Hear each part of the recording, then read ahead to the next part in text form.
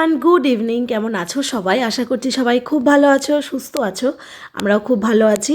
আজকে ভিডিওটা শুরু করছি একদম সন্ধে থেকে। ঘড়িতে এখন বাজে প্রায় 6:45। হাজব্যান্ড রেডি, মেয়ে রেডি হচ্ছে, মানে আর কি টিপটা পড়ছে। আমি এদিকে রেডি হয়ে বসে আছি।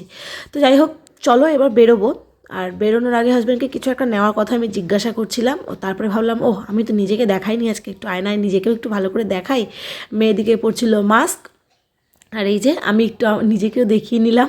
এই কুর্তিটা আমি আজকে অনেক দিন পর পরলাম, প্রায় 1.5-2 বছর বলতে পারো। সেই বৃন্দাবনে গিয়েছিলাম তখন পরেছিলাম, তো সেই জন্য একটু বেশি বেশি করে দেখালাম। তো যাই হোক, চলো, মেয়ের এখানে মাস্ক পরে বেরিয়ে পড়েছে। আর আমি লাইট টাইটগুলো এবার ভালো করে দেখে নিই, সব দিকে গেট টাইটগুলো দেখে।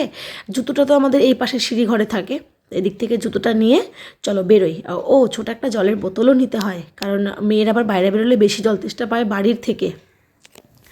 তো তারপরে তো বেরিয়ে পড়েছি। বেরিয়ে আজকে আসলে ছোটো একটা কাজ ছিল, প্রথমে সেটা করেছি, সেটা ভিডিও নিইনি। হয় না কিছু কিছু জিনিস আর কি, সবসময় তো সব কিছু আর শেয়ার করা যায় না, তো সেরকম একটা ব্যাপার আর কি।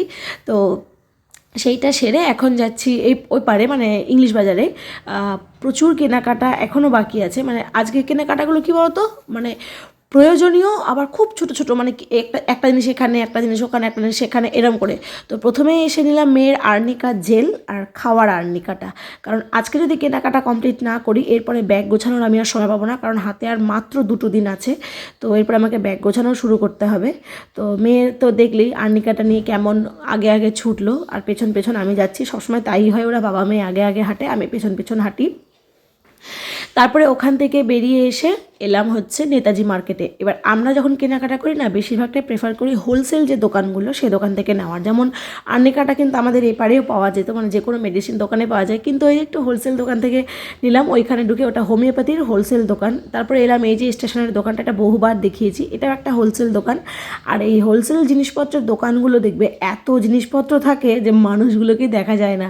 তো যাই হোক, এখান থেকে নিয়ে নিলাম কিছু শ্যাম্পু, তারপরে একটা ক্রিম আর একটা ওয়াইপস। আর এবার ব্যাপারটা হয়েছে, একটা ব্যাগ তো আনিনি, আর এরা তো ক্যারি প্যাকেট দেয় না হোলসেল দোকানে।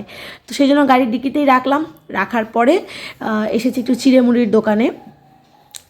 আগেন এটাও তোমার একটা হোলসেল দোকান। তো এখান থেকে একটা তোমার চিড়ে ভাজা নেব, যেটাতে মশলা টশলা দেওয়া থাকে না, একদম প্লেন যে চিড়ে ভাজাটা হয়, এই যে এইটা। আর তার সাথে ওই বাসমতি কাঠির যে মুড়িটা হয় আর কি, সেইটা। এই দুটো এখান থেকে নেব। তো এটা নিয়ে নিয়েছি দুটো। সব এত বড় বড় প্যাকেট তো ক্যারি করা যাবে না, হাফ হাফ করে কিছু হাত ব্যাগে, কিছু ট্রলিতে নিয়ে নেব। আর এই দিকে এগুলো তো আমরা নিচ্ছিলাম, আর মেয়ে দিকে দেখাচ্ছিল ওখানে কিছু একটা চকলেট বা কিছু একটা দেখেছে। তো ওকে তো বলে বোঝাতেই পারছি না যে এখানে সিঙ্গেল পিস ওরকম বিক্রি হয় না, নিলে পুরো বয়ামটাই নিতে হবে। এবার ও তো মুখের স্বাদে একটা হয়তো খাবে, তারপর আর খাবে না। আর সেই কারণে দেখো রাগ করে কীরকম দাঁড়িয়ে আছে ওই দিকটায়।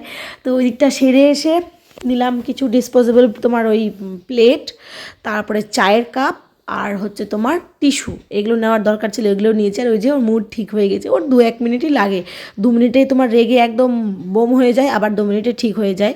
মানে কি সব কিছু ভাবে কি আমি করব, আমি নেব, এই ব্যাপারগুলোর মধ্যে খুব আছে। তো এবার করতে না দিলে, নিয়ে না দিলে তখন একটু রেগে যায়। তো যাই হোক, ওখান থেকেও নেওয়া হয়ে গেছে। আর এই যে একটা ব্যাগও নিয়ে নিয়েছি। ব্যাগটা এখনকার জন্য নিইনি, যে ব্যাগ আনিনি বলে ব্যাগ নিয়েছি এরকম না। আমার একটা এরকম হাত ব্যাগ নেওয়ারই ছিল, কারণ বাড়ি থেকে আমরা তো আগের দিন বেরোচ্ছি, আমাদের ট্রেনটা তো কলকাতা থেকে। এবার আমাদেরকে আগের দিন রাত্রে বেরোতে হচ্ছে। তো আমি ঠিক করেছি যে বাড়ি থেকে বেরিয়েই অত কেনা খাবার খাবো, তো বাড়ি থেকে কিছু খাবার দাবার আমি বানিয়ে নিয়ে যাবো। আর যেহেতু এসি ট্রেনে যাচ্ছি, নষ্ট হওয়ার ভয়টা খুব কম।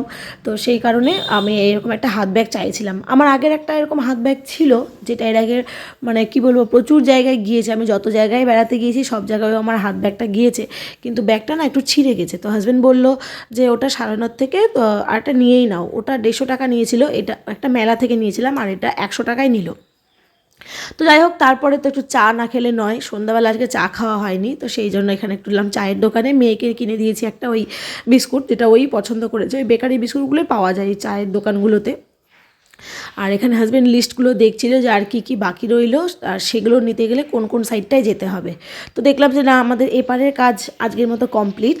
তো আমরা এখন যাচ্ছি আমাদের মঙ্গলবাড়ির দিকেই আর কি।